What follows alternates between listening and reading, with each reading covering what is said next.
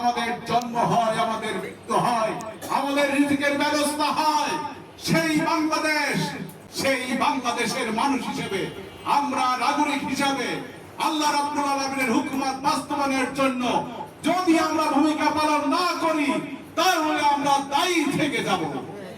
আগামীর বাংলাদেশ একটি জনগণের বাংলাদেশ, আগামীর বাংলাদেশ তারুণ্যের বাংলাদেশ।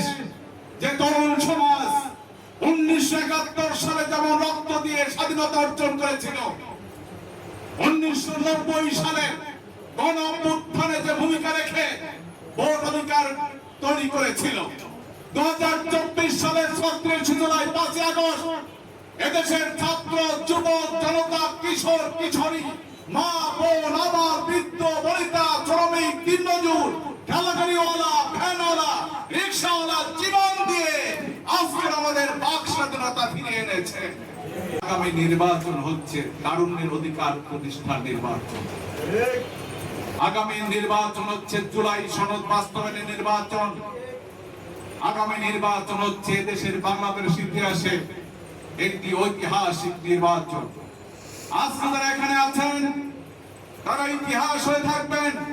1971 সালে এদেশের মা বোনেরা ভাইয়েরা জীবন দিয়ে যেমন স্বাধীনতা অর্জন করে ইতিহাসে আজও তাদের নাম লেখা রয়েছে, তাদের কথা আমরা স্মরণ করছি, তাদের জন্য দোয়া করছি। 2024 সালে শহীদদের জন্য যেমন আমরা দোয়া করছি, আগামী 12 ফেব্রুয়ারি নির্বাচনে একজন সৎ, একজন যোগ্য, একজন মানবিক নেতা হিসাবে ঢাকা 6 আসন থেকে নির্বাচিত যদি করতে পারি আমরা ইতিহাস হয়ে থাকবো। আমরা আমাদের সন্তানকে গর্বের সহিত বলতে পারবো, আমরা সেই তোমার বাবা, আমি সেই তোমার খালু, আমি তোমার চাচা, আমি তোমার খালা, আমি তোমার মা ছিলাম। যদি 2026 সালে 12 ফেব্রুয়ারি নির্বাচনে আমরা এই ঐতিহাসিক ভূমিকা পালন করে বাংলাদেশকে একটি জনগণের বাংলাদেশ রূপান্তর করার জন্য, শোষণবাদ মুক্ত সমাজ রক্ষা করার জন্য যদি ভূমিকা পালন না করতাম তাহলে তোমরা একটি সুন্দর সমাজ ফিরে পেতে না। আমরা মনে করি ভোট একটি পবিত্র আমানত। এই আমানত রক্ষা করার দায়িত্ব আমাদের। যদি আমরা আমানত রক্ষা না করি আর যদি ক্ষমতায় এসে কেউ দখলবাজ হয়ে যায়, চাঁদাবাজ হয়ে যায়, যদি নির্যাতনকারী হয়ে যায়, তার দায়িত্ব কিন্তু আমাদেরকেই কাঁধে নিতে হবে। আর যদি আমাদের পক্ষ থেকে সৎযোগ্য একজন নেতাকে নির্বাচিত করতে পারি, আর যদি তিনি জনগণের অধিকার প্রতিষ্ঠিত করেন, বাংলাদেশের মানুষের যাদের মলিন মুখ রয়েছে তাদের মুখে হাসি ফোটাতে পারেন, তাহলে সাদাকা হিসেবে আমরা সবাই তার অংশীদার হয়ে যাব। আমরা হচ্ছি আগামী 12 ফেব্রুয়ারি শুধু ভোটার নয়, ভোট রক্ষার এক একজন সৈনিক।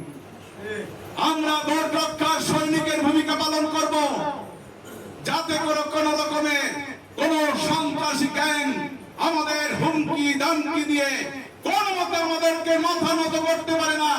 একজন মুসলিম কখনো অন্যায়ের সামনে মাথা নত করে না, সে মাথা উঁচু করে বীরের মতো দেশ রক্ষার জন্য ভূমিকা পালন করবে। যারা স্বপ্ন দেখেন ইলেকশন ইঞ্জিনিয়ারিং করবেন, তাদের জন্য বলে দিতে চাই, এদেশের জনগণ যে রক্ত দিয়ে বাক স্বাধীনতা ফিরিয়ে এনেছে, তারা কিন্তু আগামী নির্বাচন ইলেকশন ইঞ্জিনিয়ারিং হতে দেবে না। জনগণ তা কখনো বরদাস্ত করবে না। জনগণের কিন্তু শক্তি রয়েছে, জনগণ কিন্তু হাতের কাছে যা পাবে তা দিয়ে প্রতিহত করে ছাড়বে ইনশাআল্লাহ।